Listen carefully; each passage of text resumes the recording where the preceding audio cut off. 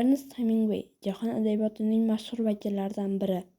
1899-yilning 21-iyulida tug'ilib, 1961-yilning 2-iyulida vafot etgan amerikalik yozuvchi hisoblanadi. AQShning Illinoys shtatida shifokor oilasida tug'ilgan. U oilada 6 farzandning ikkinchisi edi.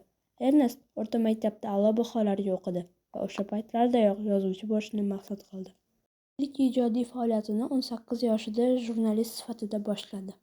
1917-yildan Kansas sifatida jurnalist-reportyor sifatida ish boshlagan. Hemingway 1928-yilgacha Parijda, 1939 va 1960-yillar oralig'ida Kubada yashagan. Ernest yoshligidan otasi bilan birga baliq oviga borar.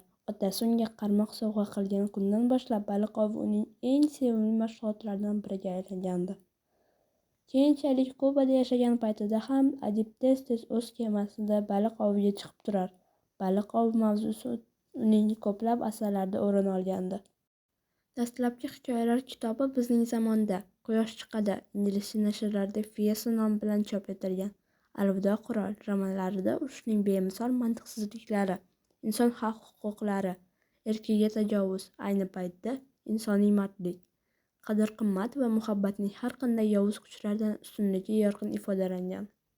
1930-yillarning birinchi yarmida Hemingway ijodida tushkunlikni kuzatish mumkin.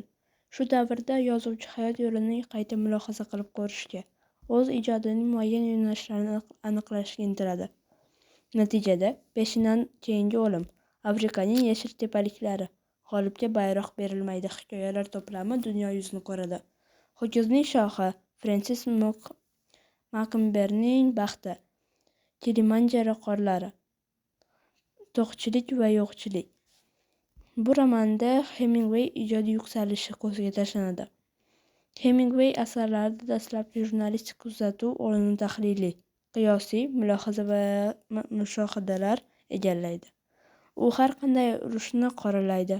Shu tufayli insoniyat aziyat chekayotganiga e'tibor qaratadi.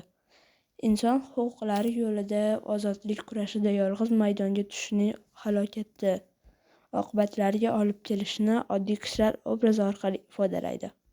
Yozuvchining Alvido qirol, Chol va dengiz va yana ko'plab asarlari o'zbek tiliga o'girilgan.